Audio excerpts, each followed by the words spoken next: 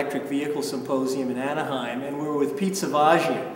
Pete is director of GM's Hybrid Systems Engineering Group and also is head of their electric motor release group as well. How you doing, Pete? I'm doing great, thanks. Very well. Pete's here to talk about GM's new e-assist system, which is their brand new stop-start system, hybrid system, that's on the 2012 Buick LaCrosse and also the Buick Regal. And we're going to talk a little bit about that and some other things related to Pete's job. Pete, tell us about the use of model-based design in e-assist development. I know you guys had used that on 2-mode, on Volt, on e-assist.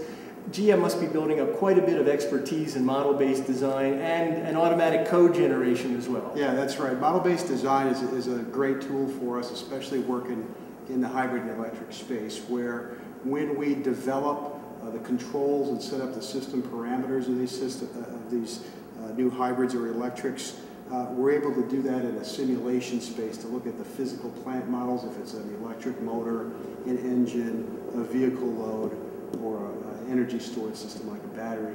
We're able to scrimmage that physical model against some controls that we propose for it. And at such point, we can look at how well those control algorithms are working and what should be the initial calibrations of them. And then we'll go ahead and commit those to production-style code, either using auto code generation or other hand-type means of doing that coding. Once we go through a level of validation and verification of those controls, that software, we release it for production. That's quite an investment on behalf of the company. And there's some new things like engine start-stop, regenerative braking, battery state of health, and state of charge estimation algorithms. Once we know those work well, we can move them and recalibrate them for use on all similar types of machines. So for instance, what's in the e-assist uses algorithms for start and stop, algorithms for regen, brake blending, and battery state of health that actually have their origins in the 2-mode rear-wheel drive hybrids and maybe the Chevy Volt. So we're able to reuse these stable building blocks, put them together quickly, run them in our simulations, understand how well they're going to work, tune them in, and know that when we finally get the physical properties together, we've got a set of controls that we're pretty confident we can use to develop that car. Now, the e-assist system in those two new Buicks uses a combination of a liquid-cooled electric machine and an air-cooled battery pack. Seems to be sized really nicely for those vehicles. Tell me about the thermal management challenges of working with a certain electric motor type and a certain battery pack type. Sure. Let me start out with the battery pack and the power electronics, which we put together in a thing that we call in development a power pack. It's located between the rear seat and the trunk of the car. It's very unobtrusive, doesn't take up much trunk space, you hardly know it's missing. In fact, we've kept a 60-40 split rear seat, and the 60 side still comes down so you can put your skis or golf clubs in there, what have you. But that battery pack and those electronics are air-cooled. It turns out that the kind of air temperatures that we want to use for them are in fact similar to what you and I enjoy. We want room temperature air, we want it fairly dry.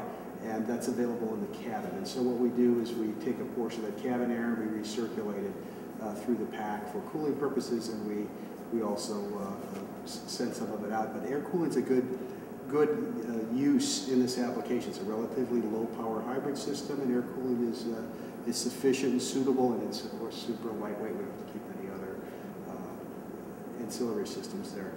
If we go into the hood though, it's a lot hotter place there, a lot more hostile territory. We've got a sizable electric motor under the hood in the accessory drive system. That is really the actuator of the electric side of the hybrid. That machine does about 15 kilowatts of generating, 11 kilowatts motoring, and it's used to affect all the efficiency and performance benefits that the e-assist brings to those Buick products. That machine is an induction electric motor. It is not a permanent magnet electric motor, and as such, at low speed, it gets pretty warm. Under certain driving conditions, it can get pretty warm. And we decided to use a liquid cooling system to borrow some of the same ethylene glycol from the engine coolant system, and uses that through a separate a secondary loop, I should say, to keep that motor cool for its peak events. Do you see that kind of division between permanent magnet machines and inductive machines, both of them having really a future in the auto industry? Yeah, I think so. I mean, induction motors really have their place. They're less expensive. They're generally less efficient. However, in certain hybrid systems like the e-assist, the difference between the two is almost negligible. In fact, induction even has some benefits because often in e-assist, the motor's running at quite a low load and relatively high speed, and the induction motor might be even less lossy in those conditions. And so where their effect on efficiency is relatively similar, we prefer the induction because it's less expensive. On the other hand, for the highest torque density machines, higher power, higher continuous power, especially at lower speeds, like we have in the Chevy Volt, there we're preferring the interior permanent magnet types, and they work well for the application. So it's horses for courses. That's right. You were there when you and Tom Stevens basically launched the news that GM would start to develop its own electric motors, electric machines. Yes. And GM's made a real commitment to that being a core technology for the company. How is that going right now in terms of engineering resources and what you guys are doing in developing GM electric machines? Yeah, this is a place I'm really passionate about. I really like to talk about GM's commitment to the core technologies of the electrified vehicle. And Tom is a great example of our leadership team who saw this several years ago and has progressively brought in the human and computational and the equipment resources to really get that job done. So we progressively invested in our engineering and analysis capability, and then into our validation capability. We've got some large capacity, state-of-the-art electric machine dynamometers in the Pontiac installation here. And then finally, we've got production capability. When we talked about it really to the world about a year ago, we said we're getting into this business for the long haul. Electric machines were a big part of the character of the future of electrified vehicles. And GM needed to master and understand all the intricacies of these machines in their design and in their manufacture to make sure we can give our customers really the greatest value and the highest performance. And of course, they're expecting great reliability, and we've got to deliver that too. Sure, excellent.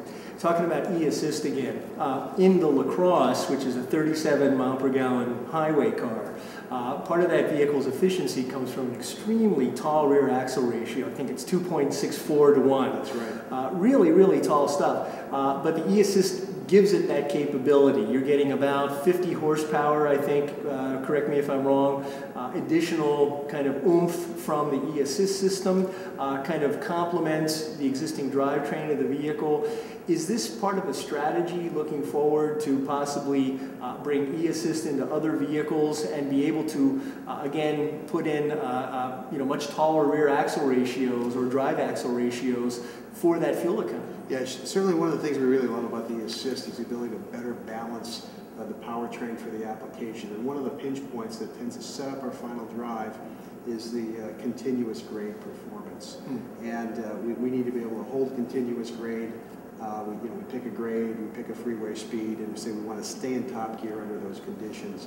But those grades don't go on forever. And what we're able to find is that if we could apply the power of the motor, and as a motor it's about 11 kilowatts or 15 horsepower, we can hold that for the prescribed duration of time, discharging the battery pack, which is made just large enough to do it. Right. So we can hold continuous grade on a far lower numerical gear ratio, and therefore slow down the engine and the transmission components, get some real efficiency gains there.